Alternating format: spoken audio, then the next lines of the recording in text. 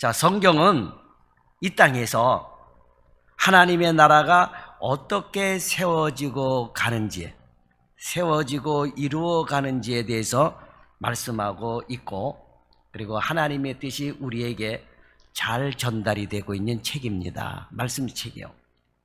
자, 오늘 말씀은 하나님께서 야곱에게 계획하신 하나님의 나라가 이제 야곱에게 있어서 어떻게 마무리되는지를 우리에게 보여주고 있습니다.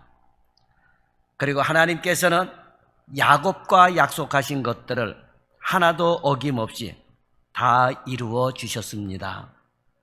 약속한 것을 다 이루어 주셨다는 것은 앞으로 하나님께서 계획하신 것들이 얼마나 신실하게 이루어가는지에 대해 신뢰하게 되는 그런 말씀이다라고 하는 거예요. 이후로 야곱은 오랜 세월 더 살지만 사실 이후의 삶은 그 주인공인 요셉에게로 넘어가게 됩니다. 그러니까 아브라함에게서 이삭으로, 이삭에서 야곱으로, 그리고 야곱에게서 요셉으로 넘어가요. 오늘 본장을 이제 끝으로 해가지고 야곱에 대한 삶이 나오지만 그런데 요셉에게로 이어서 넘어간다라고 하는 거예요. 때문에 실제적으로 야곱을 통해서 성취하시는 하나님 나라의 일들은 오늘 본문으로 마무리된다고 봐야 되는 거예요. 야곱에게 있어서는 그렇습니다. 그러니까 야곱의 하나님의 나라가 아버지 이삭의 죽음을 앞두고 어떻게 마무리되는지를 보면서 하나님의 치밀함을 우리는 발견할 수 있는 것입니다. 그리고 하나님께서 야곱의 하나님의 나라를, 이스라엘이라고 하는 하나님의 나라를 어떻게 성취시켜 가시는지를 보면서 우리는 하나님의 신실하심을 깨달을 수 있기를 바랍니다. 여러분, 신실한 사람은 어떤 사람이 신실한 사람이요? 약속을 잘 지키는 사람이 신실한 사람이에요. 약속을 안 지키는 사람은 신실하다고 할 수가 없어요, 여러분. 부모와 자식 간에도 마찬가지예요. 아버지가 자식에게 약속한 것을 지키지 않으면 자식은 아버지를 인정하지 않습니다. 아버지가 무슨 말을 하더라도 믿지를 않아요. 왜? 신실함을 잃어버렸기 때문에 그런 것입니다. 그래서 신실하다고 하는 것은 약속을 잘 지키는 것이 신실이에요.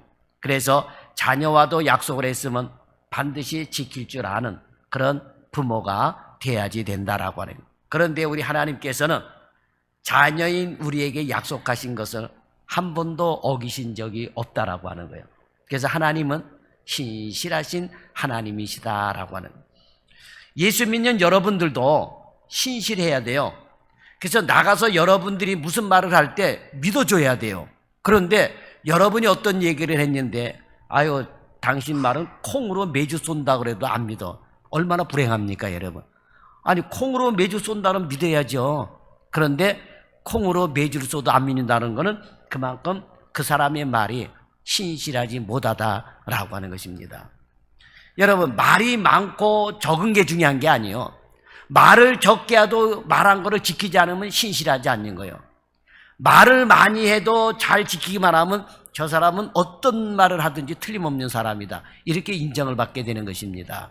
그래서 여러분, 우리는 약속한 것을 지킬 수 있는 이런 신실한 성도들이 돼야지 된다라고 하는 거예요. 자, 그러면 이제 하나님께서 어떻게 하나님의 나라를 이루어 가시는지 오늘 본문을 통해서 보면 또 첫째로 야곱은 베델을 떠나 할아버지와 아버지가 거류하던 헤브론으로 들어가게 됩니다. 헤브론으로 들어가게 돼요. 자, 야곱이 도망갈 때 아버지의 집으로 돌아오는 것은 여러 차례 여러 곳에서 약속되고 다짐이 되어 있었습니다. 그 첫 번째 약속이 언제부터 시작이 됐느냐? 어머니로부터 시작이 돼요. 리브가 어머니로부터 시작이 됩니다. 자, 장자권을 속이고 그 야곱이 이 아버지의 그 축복을 다 받아갔습니다. 그럴 때에 에서가 분노하면서 내가 아우 야곱을 죽이리라 그랬어요. 이 소리를 어머니 리브가가 듣고 야곱을 불러서 이렇게 말하죠. 창세기 27장 41절과 45절에 보면 내 형의 분노가 풀려 네가 자기에게 행한 것을 잊어버리거든 내가 곧 보내어 너를 거기서 불러오리라 그랬어요. 어머니 리브가가 거기서 불러오리라 했습니다. 그래서 야곱이 떠납니다. 자, 일단 두려움 속에서 떠나기는 했지만 아마 야곱은 돌아올 수 있다는 생각을 하지 못할 수도 있었을 거다라고 하는 거예요. 어머니의 말씀대로 형의 분노가 풀리면 다행인데 분노가 풀리지 않으면 돌아올 수 있는 가능성이 없다라고 하는 거예요. 자, 여러분, 우리나라도 지금 고향으로 못 따라가는 신앙민들이 많습니다. 6.25 전쟁 때에 잠깐만 피난 갔다 와라 해놓고는 못 들어간 경우가 많아요. 그죠? 그 당시에는 많은 사람들이 이 6.25 전쟁 때 내가 잠깐 피난 갔다가 다시 와야지 하는 생각을 갖고 나왔다 그러더라고요. 그런데 지금까지 못 돌아간 분들이 많습니다. 야곱은 돌아갈지 안 돌아갈지 어떻든 그 무슨 생각을 갖고 떠난지 모르겠지만 그 어머니 리브가는 잠깐 피신해 있어라. 그러면 형의 분노가 풀리게 되면 내가 다시 너를 불러오리라 이렇게 약속을 하고 떠나보내게 했죠.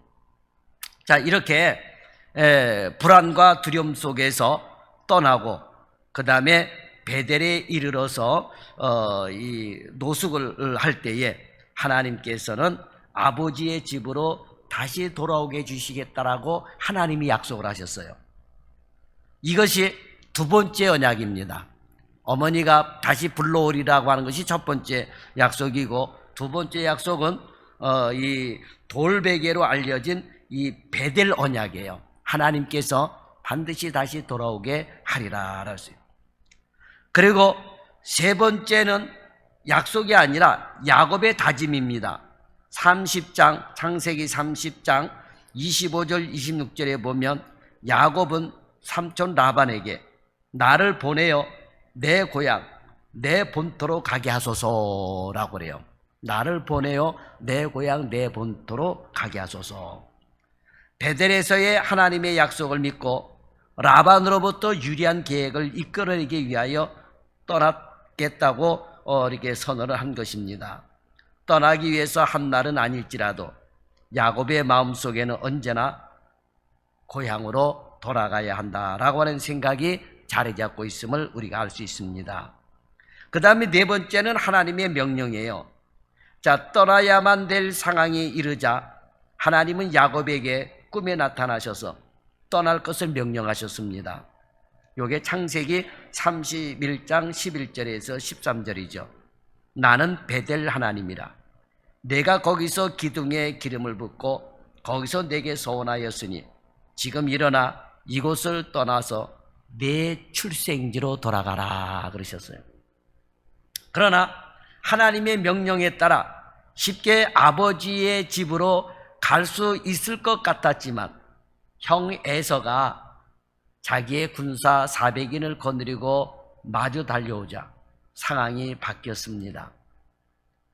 더 이상 야곱은 불안하고 두려워서 진행할 수가 없었던 거예요. 갈 수가 없었습니다. 그래서 야곱은 기르앗에서 얼마 진행한 후에 엎드려 기도하였던 것입니다. 귀향과 관련된 다섯 번째 기도였다라고 하는 것입니다. 자, 하나님의 약속을 근거로 하나님의 응답을 확실하게 받지 않고는 도저히 한 걸음도 갈 수가 없었던 거예요. 그래서 야곱은 32장 9절 말씀대로 형의 손에서 건져내셔서 내 고향 내 족속에게로 갈 수 있게 해달라고 기도하였던 것입니다. 자, 귀향과 관련된 여섯 번째 기도는 그 유명한 야복강의 기도예요. 야복강에서의 기도입니다. 에서와 그 군대가 코앞에 당도한 시점에서 야곱은 더 이상 진행할 수가 없었습니다. 그래서 야복강 나루에 홀로 남았는데 그때 마침 하나님께서 찾아오셨습니다. 야곱은 그분과 밤새도록 싸웠습니다. 기도했다는 간절함의 표현인 것입니다. 그런데 그렇게 간절하게 기도했는데 하나님에게 고향으로 돌아가게 해달라거나 야곱의 마음을 돌려달라는 그 어떤 요구도 성경에는 기록되어 있지 않습니다. 단지 뭐라고 그래요? 축복해달라고 하는 거죠. 그죠? 축복해달라고 하는 거예요. 자, 밤새도록 씨름을 합니다. 자, 그런데 그 사람이 이제 해가 뜨게 되니까 새벽이니까 내가 가야 되겠다 그러니까 야곱이 다른 얘기 안 해요. 축복해달라고 그래요. 나를 축복해 주지 않으면 당신을 보내지 않겠나이다. 뭐 형의 마음을 돌려주세요. 다른 얘기 하지 않았습니다. 단지 그냥 한마디, 내게 축복해 주지 않으면 내가 보내지 않겠나이다 그랬어요. 그러니까 약복강에서 귀향과 관련된 내용이 전혀 없지만 다른 그 어느 곳에서보다 아버지의 집으로 갈 수 있도록 축복해 달라고 하는 강한 메시지가 있었던 것입니다.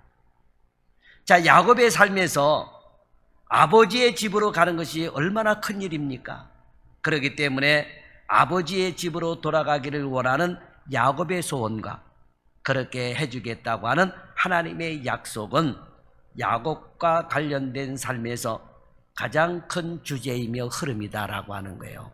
그러니까 20년 만에 아버지의 집으로 돌아오는 이 야곱의 이 관련된 이 일이 야곱의 삶에서 가장 큰 주제고 가장 큰 흐름이다라고 하는 거예요.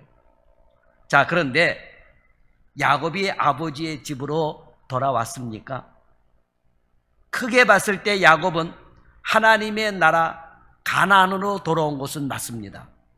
그러나 아브람과 이삭과 야곱의 시대로 봤을 때 야곱은 아직 아버지의 집으로 돌아온 게 아니에요.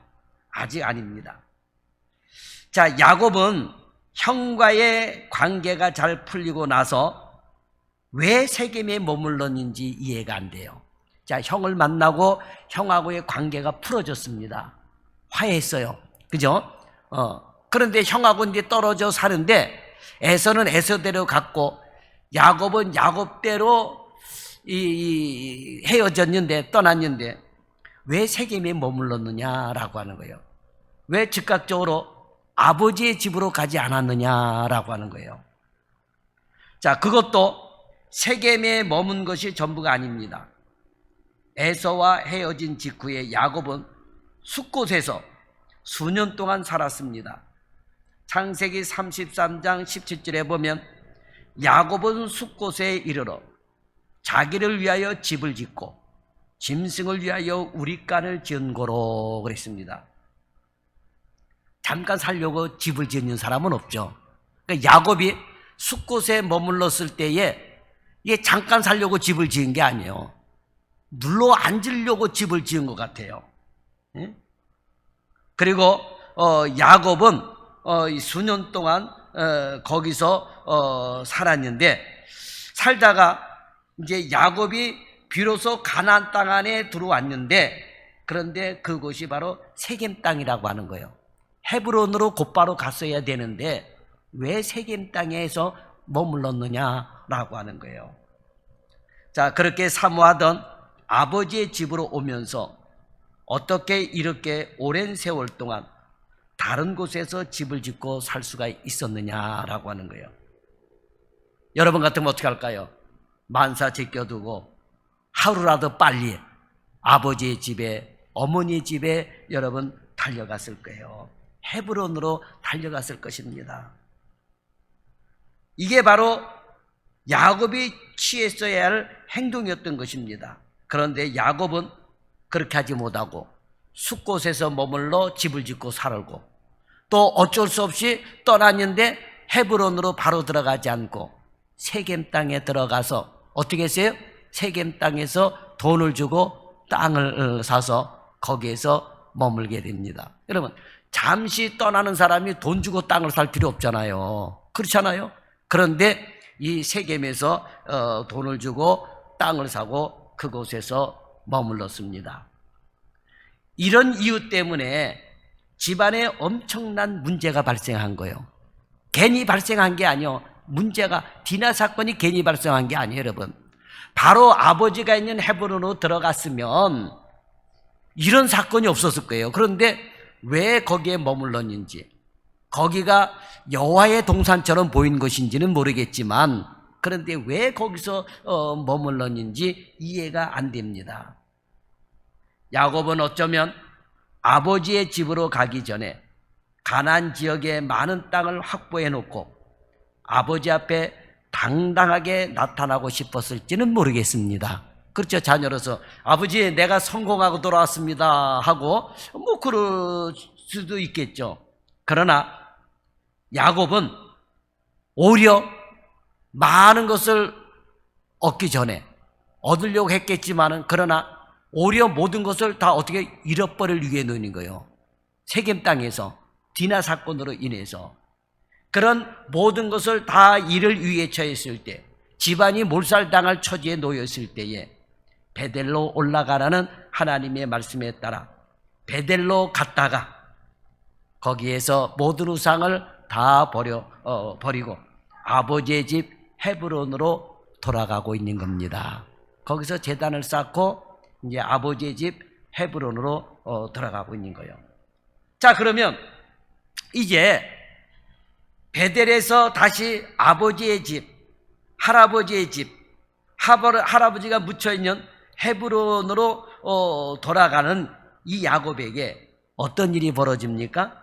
본문 16절에 보면 사랑하는 아내 라헬이 아들을 낳았다라고 되어 있어요. 12번째 아들 베냐민을 낳게 된 것입니다. 자, 하나님은 야곱이 아버지의 집으로 돌아오자 이스라엘의 12번째 아들을 주셨습니다. 이것은 하나님 나라의 기초를 완성하게 된 거예요. 하나님 나라의 기초를 완성한 겁니다. 자, 아브라함, 이삭, 요셉, 모세, 이들의 삶에는 나름대로 하나님의 나라에 있어서 중요한 부분들을 가지고 있습니다. 어느 누가 하나님의 나라에 있어서 더 중요하다고 말할 수 없을 만큼 다 하나님의 나라의 중요한 특성을 가지고 있습니다. 하지만 야곱이 하나님 나라에 갖게 된 것은 이스라엘 12지파의 완성이라는 측면에서 그 중요성이 있다라고 하는 거예요. 그러니까 야곱을 통해서 이스라엘이라고 하는 이름, 그리고 12지파라고 하는 이것이 완성되는 거예요. 야곱이 그걸 한 거예요. 그래서 오늘날까지 이스라엘이라고 하는 이 기초를 다져 놓게 됐다라고 하는 거예요. 하나님께서는 12아들을 주셔서 이스라엘의 12지파를 삼으셨으니 야곱이야말로 하나님 나라의 기초를 세운 인물이다라고 하는 거예요. 그러니까 야곱을 통해서 하나님의 나라가 세워져 가게 되는 거예요. 이스라엘이라고 하는 나라가 세워져 가는 것입니다. 자, 베냐민을 낳음으로 12아들이 된 것은 이스라엘이라는 야곱의 이름에 딱 들어맞는 사건이다라고 하는 거예요. 이것은 야곱이 아버지의 집으로 돌아가는 중에 받은 복이다라고 하는 거예요. 아버지의 집으로 돌아가는, 베델에서 자식을 딱 낳았으면 이런 것이 안 되겠죠. 그런데 아버지의 집으로 돌아가는 길에 이렇게 12번째 아들을 얻게 되는, 그러면서 이스라엘이라고 하는 기초를 세우고 완성이 되는 그런 틀을 마련했다라고 하는 거예요. 그래서 이 복 중에 복이다라고 하는 겁니다. 자, 두 번째로 야곱은 드디어 헤브론에 살고 있는 아버지 이삭의 집에 도착을 했습니다. 도착을 했어요. 오늘 본문으로 야곱에 관하여 거의 마무리되어 가고 있습니다. 이후 37장부터는 하나님 나라의 주인공이 야곱에게서 요셉에게로 넘어가는 거예요. 37장부터는. 그런 의미에서 본문은 아주 중요한 말씀으로 매듭을 지어주고 있습니다. 바로 야곱이 아버지의 집으로 갔다라고 기록하고 있습니다. 자, 27절에 보면 야곱이 기럇 아르바에 마므레로 가서 그 아비 이삭에게 이르렀으니 기럇 아르바는 곧 아브라함과 이삭의 거류하던 헤브론이더라 그랬어요. 자, 그리고 28절에 보면 아버지 이삭의 죽음이 기록이 되어 있습니다. 이것은 하나님의 약속이 조금도 어긋남 없이 성취되었다는 사실을 우리에게 보여주고 있는 것입니다. 자, 야곱은 아버지 이삭이 죽기 전에, 돌아가시기 전에 아버지의 집으로 돌아왔습니다. 무엇보다 에서의 마음까지 돌려서 기쁨으로 돌아왔던 것입니다. 이것은 하나님의 약속의 온전한 성취다라고 하는 거예요. 자, 그런데 야곱이 처음 가나안으로 들어와 정착한 곳이 어디입니까? 아버지가 계시는 헤브론이 아니라 세겜이었던 것입니다. 그죠? 물론 세겜도 창세기 33장 18절 말씀대로 하나님께서 약속하신 가나안 땅은 맞아요. 세겜도 가나안 땅은 맞습니다. 하지만 어머니가 말씀하셨고 자신이 소망하였고 하나님께서 약속해 주신 것은 아버지가 계시는 헤브론이다라고 하는 거예요. 그 당시로는 지금은 가나안 땅이라 그런다면은 이렇게 이스라엘 백성들이 나중에 가나안 땅을 정복하고 들어갈 때는 세겜 땅도 가나안 땅은 맞아요. 그러나 지금 야곱은 그렇다고 해서 지금 숫자가 몇 명 안 되는 그 상황에서 헤브론으로 들어가야 되는 거예요. 세겜 땅에 머물러 있어서는 안 된다라고 하는 것이죠. 때문에 야곱은 세겜에서 아버지가 계시는 헤브론으로 들어가야 했다라고 하는 것입니다. 아버지가 계시는 집으로 돌아가는 것만이 신앙적인 계승, 즉 야곱에게 축복한 하나님의 나라의 약속이 온전히 성취되었다라고 말할 수가 있는 것입니다. 오늘날도 이 헤브론, 이스라엘 땅에 헤브론이 있거든요. 여기에 막벨라 굴에 아브라함과 이삭의 무덤이 있다라고 하는 거예요. 여기에 참 신기하죠. 그래서 지금도 이 헤브론 땅을 가지고 지금도 그 이슬람하고 유대인들하고 아브라함을 놓고 서로 내 아버지다 이러면서 그 무덤을 놓고도 지금 싸우고 있어요. 과거에는 그냥 이렇게 무덤이 있으면 서로 가서 나름대로 그 제사 지낸다고 그래야 되나요? 어쨌든 아브라함을 찾아뵙고 그랬는데 이게 한번 폭동이 일어났어요. 무덤을 가지고 서로 내 아버지다 그래가지고 유대인들하고 그 아람 사람들하고 그 폭동이 일어나가지고 지금은 같은 무덤을 보는데도 유대인이 들어가는 분이 따로 있고 그 이스마엘 후손들이 들어가는 분이 따로 있다라고 하는 겁니다. 그러면서 이스마엘의 후예들은 내 아버지, 우리가 장남의 후손이다 그러고 있고 유대인들은 우리가 아브라함의 자손이다 이러면서 있고 우리 기독교인들도 아브라함의 자손이다. 우리는 영적인 아브라함의 자손이다. 이렇게 말들을 하고 있죠.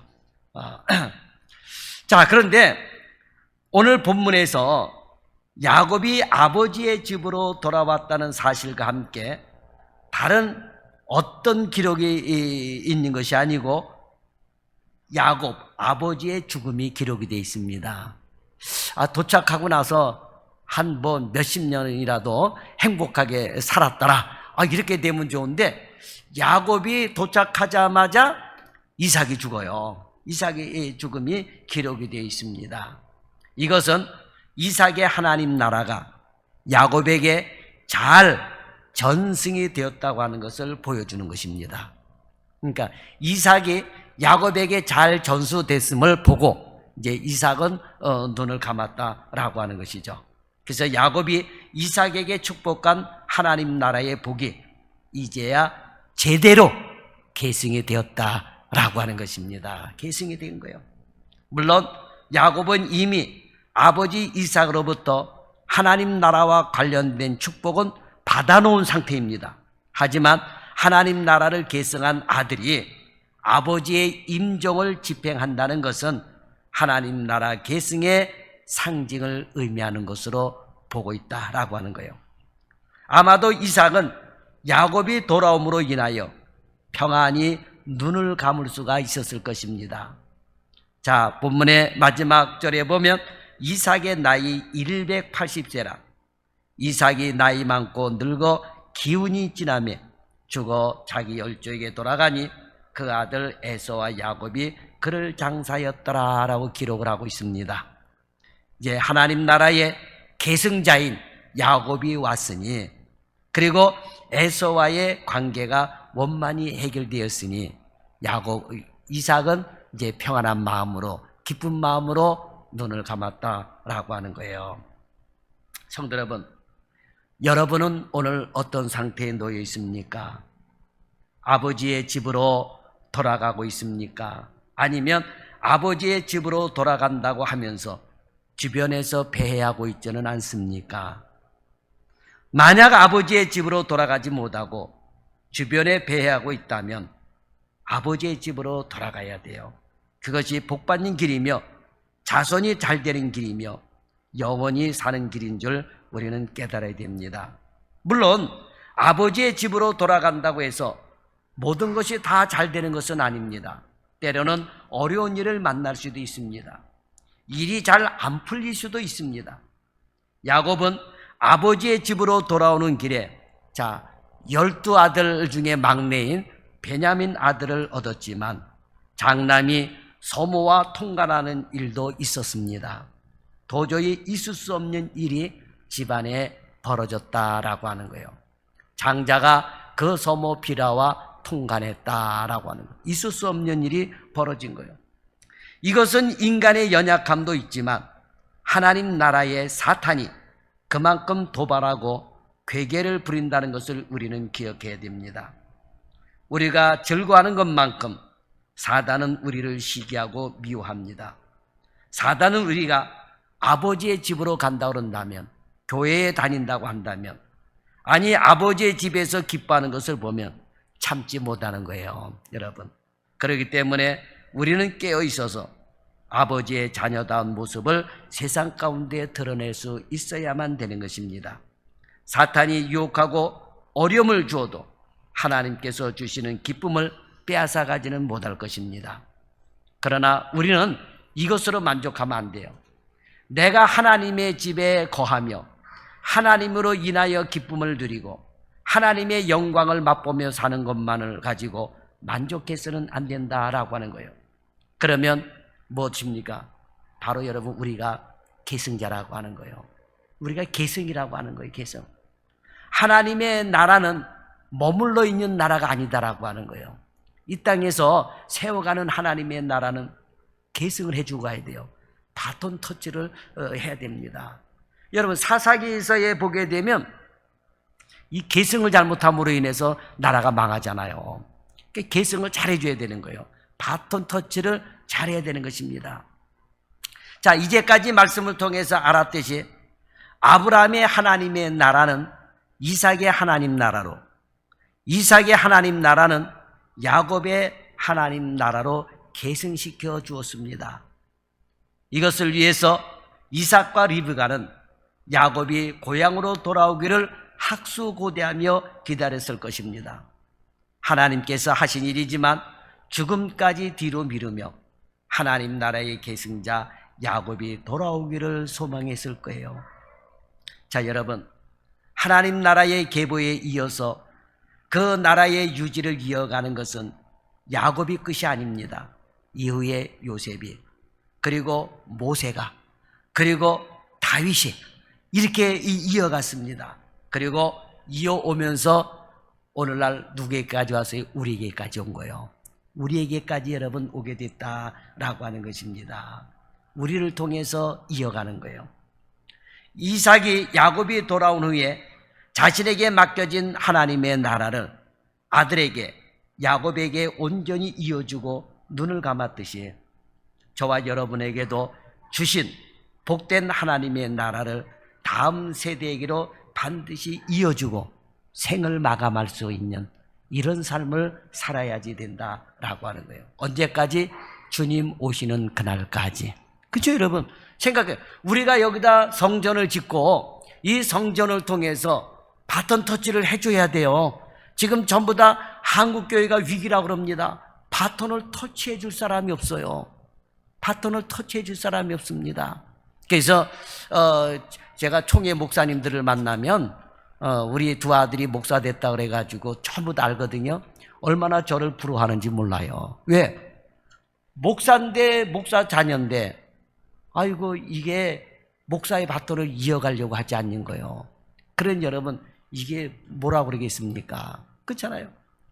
어떤 목사님은 아들이 목사의 바톤을 이어받고 가야 되는데 세상에서 장사를 하다가 대박이 났대요. 세상에서 장사를 하다 대박이 났으니까 돌아오겠어요, 여러분? 쉽게 돌아오지 못하는 거죠. 그렇잖아요. 예? 그러니까 여러분 우리는 교회가 주님 오시는 그날까지 교회가 존재하고, 그죠? 여기서 우리는 예배 드리다가 주 예수여 어서 오시옵소서 하면서 주님을 맞이할 수 있는 사람이 있어야 된다라고 하는 거예요. 그런데 요 바톤 터치를 해주고 갈 수 있는 사람이 없다라고 하는 거예요. 그래서 저는 저를 통해서 우리 두 아들이에요. 그리고 두 아들을 통해서 또 우리 아영이, 아인이, 또 태어날 자녀들에게 계속해서 이렇게 이어져 갈 수 있는 이런 축복된 사람들이 돼야 된다라고. 신앙의 바톤 터치가 돼야 돼요. 신앙의 바톤 터치가 자식이 안 받겠다 그래서 여러분 생각, 계주를 뛰는데 아이고 내가 뛰면서 연결해 줘야 되는데 뒤따라오는 사람이 아이고 나 그 터치 안 받아 이래버리면 어떻게 되는 거예요? 끝나는 거죠. 실격이 되는 거예요. 그래서 여러분 이거를 우리가 꼭 기억을 해야지 된다라고 하는 거예요. 하나님의 나라 다음 세대로 이어주고 생을 마감해야 되는데 이것이 오늘의 우리의 책임이다라고 하는 거예요. 지금은 자녀들이 점점 줄어들고 있습니다. 많은 교회들이 주일학교가 없습니다. 믿음의 계보를 이어갈 자녀들이 없어요. 그러나 있는 자녀들만이라도 우리 교회의 아이들에게 믿음을 심어주고 가장 귀한 신앙의 유산을 심어줄 수 있는, 신앙의 유산이 가장 귀하다는 걸 사람들이 몰라요. 그저 많은 돈을 물려주고 뭐 재산을 물려주고 가르쳐주고 이런 것만 물려주고 그래요. 그래서 좋은 대학 들어가게 하려고 가르치면서 열심히 노력은 하는데 신앙의 유산은 물려주지를 못하고 있다. 물려주지 못하고 있는 것뿐만 아니라 바톤 터치를 안 하려고 그러는 거예요. 이게 문제라고 하는 거죠. 저와 여러분은 오늘도 기도하면서 이렇게 하나님의 나라가 아브라함에게서 이삭에게서 야곱으로, 그래서 하나님은 아브라함이 하나님, 이삭이 하나님, 야곱이 하나님이라고 그러시잖아요. 그죠? 우리에게도 이런 바톤 터치가 잘 되어져서 하나님의 나라에 부끄러움 없이 쓸 수 있는 그런 믿음의 그리스도인들이 되기를 예수님의 이름으로 축원합니다. 기도하겠습니다. 좋으신 하나님 감사합니다. 오늘 창세기를 공부하면서 하나님의 나라가 어떻게 바톤 터치가 되고 계승되어져 가는가를 우리가 알게 하여 주옵소서. 오늘날에는 모든 그리스도인들이 자기 소견에 옳은 대로 행함으로 말미암아 하나님의 나라의 계승을 이어가지 못하고 내 대에서 끊어지는 경우도 많습니다. 주여, 이제 우리가 말씀을 듣고 내 속에서 나온 자식들뿐만 아니라 우리 주일학교에 있는 주일학생들에게 우리의 믿음의 계승을 해줄 수 있는 신앙의 부모들이요 신앙의 어른들이 되게 하여 주옵소서. 하나님의 나라가 어떻게 세워져 가는가를 다시 한번 듣고 우리도 하나님의 나라를 계승하고 갈 수 있는, 그러면서 하나님의 나라에 부끄러움 없이 들어갈 수 있는 믿음의 성도들이 다 되게 하여 주옵소서. 하나님의 뜻을 깨닫는 3일 예배가 되게 하여 주옵시고 우리 사랑하는 성도들을 통해서 하나님의 나라가 주님 오시는 그날까지 계승되어서 나가게 하여 주옵소서. 예수님의 이름으로 기도드리옵나이다. 아멘.